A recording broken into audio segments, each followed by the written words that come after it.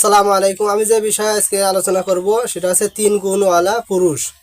তো এক সময় একটা হাদিসে আছে যে এক সময় আল্লাহ রসুল সাল্লাল্লাহু আলাইহি সাল্লাম একটা মজলিসে ছিলেন। সেখানে মজলিসের ভিতরে একটা আহ, মেয়ে লোক যায়, পর্দা সহকারে যায়, যে বলতেছে, ইয়া রাসূলুল্লাহ সাল্লাল্লাহু আলাইহি সাল্লাম, আমি আপনার কাছে আমি কিছু আরজি পেশ করতে চাই।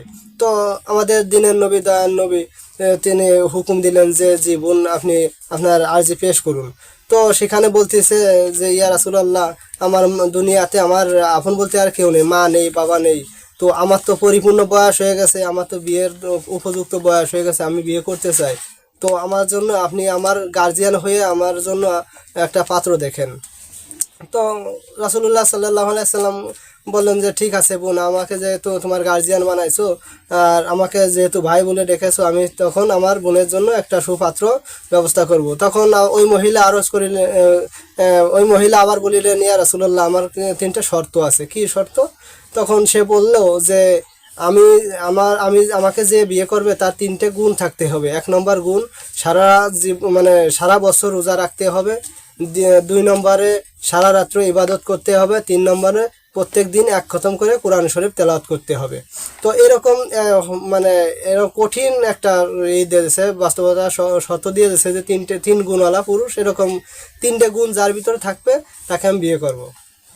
তখন এবার রাসূলুল্লাহ সাল্লাল্লাহু আলাইহি সাল্লাম তখন মজলিসের মধ্যে, ভরা মজলিসের মধ্যে অনেক লোক ছিল। তখন রাসূলুল্লাহ সাল্লাল্লাহু আলাইহি সাল্লাম বলতেছেন যে এমন কেউ আছো যে এই তিন গুণ কারোর ভিতরে আছে, আর এই তিন গুণ যার ভিতরে আছে আমার বোনকে আমি তার সাথে বিবাহ দিব। তো হাজার হাজার সাহাবীরা আছে, কোনো সাহাবীরা উঠতে সাহস পেল না যে ওই তিন গুণ কার ভিতরে আছে, যে সারা জীবন সারা বছর রোজা রাখতে হবে, সারা রাত্রে ইবাদত করতে হবে, আর মানে প্রত্যেকটা দিন এক খতম করে কোরআন শরীফ তেলাওয়াত করতে হবে, কোরআন শরীফ পাঠ করতে হবে আর কি। তো এরপরে কেউ পায় না। এরপরে বলতে বলতে পিছন থেকে একটা সাহাবী উঠে দাঁড়াইছে, ইয়া রাসূলুল্লাহ, আমার ভিতরে ওই তিন গুণ আছে।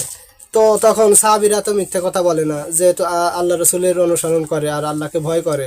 তো আল্লাহ রসুল সাল্লাল্লাহু আলাইহি সাল্লাম ওই মেয়ের ভাই হয়ে, গার্জিয়ান হয়ে তার সাথে বিবাহ, মানে একটা বন্ধনের সৃষ্টি করে দিয়েছে। তারা একে অপরের স্বামী স্ত্রী হয়ে গেছে হালালভাবে। এরপর কিছুদিন যাওয়ার পর ওই ওই মহিলা কিছুদিন যাওয়ার পর আবার ওই মজলিসে, এরকম একদিন এরকম মজলিস আছে, ওরকম মজলিসে এসে সালাম পেশ করে তারপরে আল্লাহ রসুল সাল্লাল্লাহু আলাইহি সাল্লাম কাছে নালিশ করতেছেন, ইয়া রাসূলুল্লাহ, আমাকে যে ছেলের সাথে আমাকে বিয়ে দিছেন, যে পুরুষের সাথে বিয়ে দিয়েছেন, তাই সে বলছে যে তার ভিতরে তিনটে গুণ আছে, কিন্তু আমি এতদিন হয়ে গেছে সংসার করি, তার ভিতরে তিন গুণ নেই। তখন তো আগে বিচার আচার হলে ওই স্ত্রী যদি স্বামীর নামে বিচার দিত তো স্বামীকে নিয়ে যেত, আর যদি স্বামী স্ত্রীর নামে বিচার দিত তো স্ত্রীকে সঙ্গে করে নিয়ে যেত। তো এই ছিল আগেরকার প্রথা।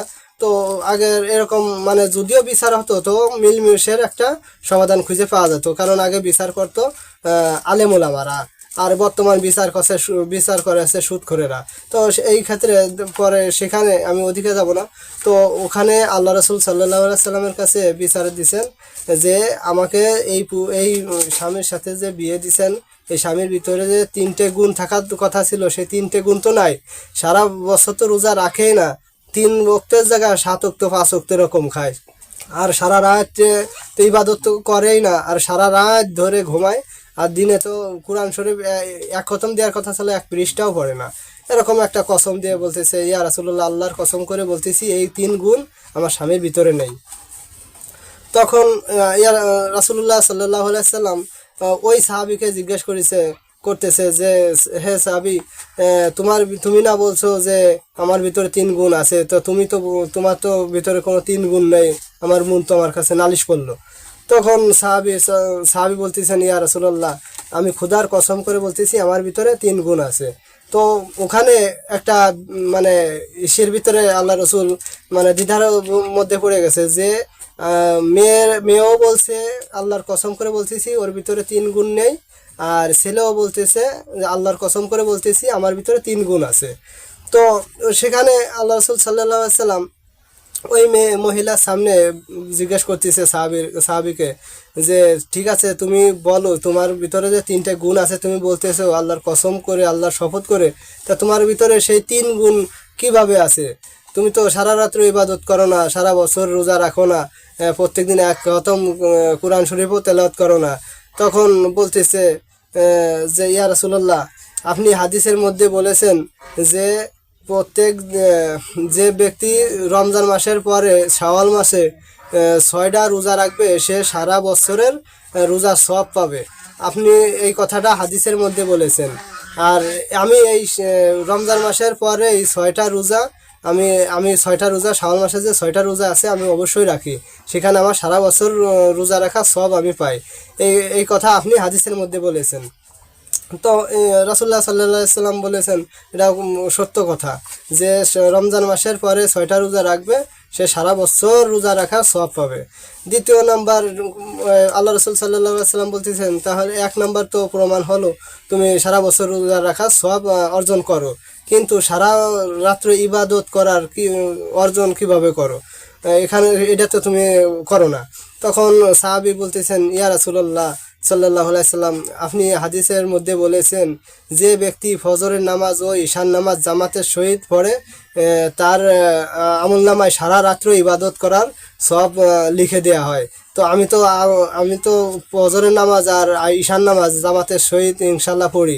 আমার কোনো দিনও একটা ওক্ত আমার জামাত ছাড়া, মানে জামাত ছুটি নেই।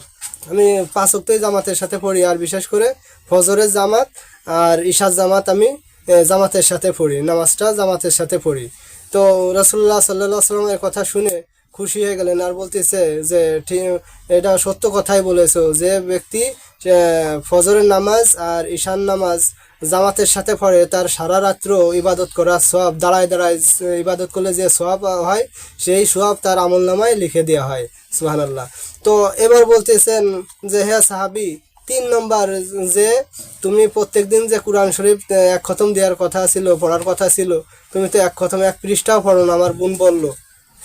তখন সাহাবীকে দেখে বলতেছে, ইয়া রাসূলুল্লাহ সাল্লাল্লাহু আলাইহি সাল্লাম, আপনার কথা মিথ্যা নয়। আপনি হাদিসের মধ্যে বলেছেন যে ব্যক্তি সূরা ফাতিহার সাথে সূরা ইখলাস 3 বার পাঠ করবে, তার আমলনামায় এক খতম কোরআন শরীফ পড়ার সওয়াব তার আমলনামায় লিখে দেওয়া হবে। তখন আল্লাহ রাসূল সাল্লাল্লাহু আলাইহি সাল্লাম খুশি হয়ে বললেন, হেসাবি, তুমি সত্য কথাই বলেছো, যে ব্যক্তি প্রত্যেকবার একবার করে সূরা ফাতিহার সাথে 3 বার কুল সূরা পড়ে, সূরা ইখলাস পড়বে, তার আমলনামায় এক খতম কোরআন শরীফ পড়ার সওয়াব লিখে দেওয়া হয়। তখন ওই মহিলাকে বলতেছেন, হে বোন, তোমার স্বামী সত্য কথাই বলেছেন, সেই 3 গুণ তার ভিতরে আছেন। তখন সেই মহিলা, ওই স্ত্রী, আল্লাহ রাসূল সাল্লাল্লাহু আলাইহি সাল্লাম কাছে মাফ চাইলেন যে ইয়া রাসূলুল্লাহ, আমার বুঝতে ভুল হয়েছে, আমাকে ক্ষমা করে দিন।